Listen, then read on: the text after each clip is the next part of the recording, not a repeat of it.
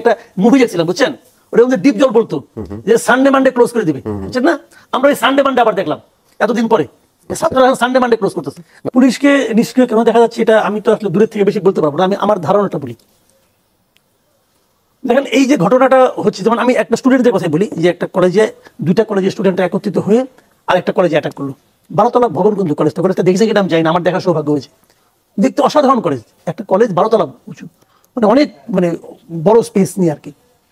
সেই কলেজটার একটা গ্লাস এখন নেই, অক্ষত। পুরো কলেজটা থেকে এমনকি লেখার যে কাগজ এটাও মাথায় করে লোকে নিয়ে গেছে। মানে গণভবনে যে ঘটনাটা দেখছিলেন আপনি, সেই ঘটনাটা এখানে ঘটছে। কেন? কারা করলো? কারা করলো? স্টুডেন্টরা করলো। কাদের করলো? আরেকটা স্টুডেন্টদের মধ্যে করলো। খেয়াল করেন, এখানে কেউ কিন্তু শত্রুপক্ষ না, কেউ কিন্তু ফ্যাসিবাদের দোসরও না। এই আন্দোলনের সময় 5ই আগস্টের যে আন্দোলন যেটা আমরা বলি, সেই আন্দোলনে দুই কলেজের কিন্তু তারা কিন্তু কাঁধে কাঁধ মিলিয়ে কিন্তু আন্দোলন করেছে। কি এমন ঘটলো পরস্পর শত্রু হয়ে গেল? এখন পুলিশের ভূমিকা, 10,000 লোক আসছে, 8,000 লোকের 7,000 লোকের বিরুদ্ধে মামলা হয়েছে, 10,000 লোকের একটা স্রোত আসতেছে, ওটা থামানোর জন্য কজন পুলিশ দরকার? ঠিক আছে, তারপরে পুলিশ সামনে দাঁড়ালো, পুলিশ কি করতে পারবে?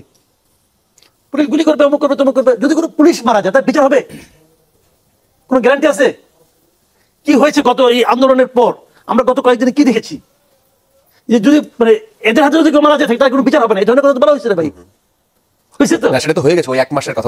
এইটা যে হবে ওদের গ্যারান্টি কি? ওই পুলিশ কি করে বুঝবে? তার একজন সহকর্মী মারা গেছে, তার বিচার হয় না, আমারটা হবে, কি গ্যারান্টি আছে? কি গ্যারান্টি আছে? তো এই সমস্ত বিষয়গুলো শোনেন, আইন ভাঙার একটা প্রবণতা মানে এখন বিরাজ করছে। 5ই অগাস্টের ঘটনাকে কেন্দ্র করে কিন্তু ওই সময় যেটা হয়েছে এটা কিন্তু আইন ভাঙারই কাজ হয়েছে, সংবিধান ভঙ্গের কাজ হয়েছে, তাই না? কিন্তু তখন ওইটা যে কারণে বৈধ ছিল, আপনি যদি ওই অভ্যাসটা চালু রাখেন আপনি থামাতে পারবেন, আপনি সোসাইটিকে একটা সিস্টেমের মধ্যে আনতে পারবেন। হ্যাঁ, আপনি বলতে পারেন ওই সংবিধানটা খারাপ, ওকে খারাপ, ওই আইনটা খারাপ, ওই আইনটা কালো আইন, ঠিক আছে, ওটাও মানতে রাজি। তো ওই আইনটা আপনি বাতিল করে দেন, ওই সংবিধানটাকে বাতিল করে দেন। যতক্ষণ পর্যন্ত বাতিল না করবেন ততক্ষণ পর্যন্ত মানবেন। না মানলে কি হবে? না মানলে সবাই মানবে না, কারণ আপনিও মানেন না, আমিও মানি না। তাহলে কি হবে? যে গাইড দিতে পারবে সে জিতবে, আর যার গাইড জোর করবে সে মার খাবে। এই তো হবে জিনিসটা। এখন এই আইন ভাঙা, সংবিধান লঙ্ঘন করা, এটা কে শুরু করছে? এটা তো উপর থেকে ভাই শুরু হয়েছে, উপদেষ্টাদের মাঝখান থেকে স্টার্ট হয়েছে। উপদেষ্টার পরে সংবিধান মানি না, একটু আগে সংবিধানের আওতায় সে শপথ নিয়ে আসছে এবং শপথে বলছে এই সংবিধানকে সে সমুন্নত রাখবে। বললে শপথে নিয়ে বলে কি এটা আমি মানি না। তাহলে আপনি তো আইন ভাঙতেছেন প্রতিনিয়ত। তো আপনি যখন আইন ভাঙার উদাহরণ তৈরি করেন তখন আপনি কিভাবে আশা করেন এই ছাত্ররা আইন মান্য করে চলবে? চলছে না তো। টিচারদেরকে ঘাড়ে ধরে বের করে দিচ্ছে, প্রিন্সিপালকে ঘাড়ে ধরে বের করে দিচ্ছে। এই ধরনের ঘটনা দেখেননি আপনারা? দেখছেন তো, কোনো একটা বিচার হয়েছে? হয়েছে বিচার? তো হয়নি তো। আপনি তো তাদেরকে সেই সার্টিফিকেট দিয়েছেন যে তোমরা এটা করতে পারো। এখন আপনি তাকে ছেড়ে দিলেন করতে পারো, আপনি তাকে কিন্তু বলেন নাই যে কোন পর্যন্ত করতে পারো। আপনি কিন্তু তাকে সীমা রেখাটা বেঁধে দেন নাই।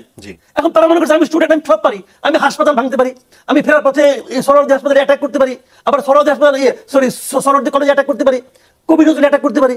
তারা বলছে যে একটা কলেজে আমাদের 2টা কলেজে অ্যাটাক করলো, তাহলে আমরাও পাল্টা অ্যাটাক করতে পারি। কেউ তো বলে নাই।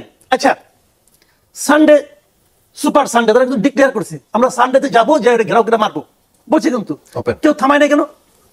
কেউ ব্যবস্থা নেয় নাই কেন? বলেন আপনি আমাকে। এরা আবার বলছে যে মেগা মানডে, তো মানডে ঘোষণা তারা দিল, কেউ থামালো না কেন? বলেন, কেউ থামালো না কেন ভাই? আচ্ছা, আমাদের এই সমস্ত ছাত্রদের নেতৃত্বে দাবিদার বৈষম্যবিরোধী ছাত্র আন্দোলনের আমাদের এই নেতারা, তাদের আমরা প্রায় দেখি সরকারকে হুমকি দেয়, অমুককে হুমকি দেয়, রাষ্ট্রপতিকে নামাই দেয়, দেয় না? তো ওনারা কেন ওখানে গেল না? ওনারা তো যাইতে পারতো, তো ওনারা তো ছাত্রদের নেতা, ওনারা যায় না কেন? যায় না এই কারণে ওনারা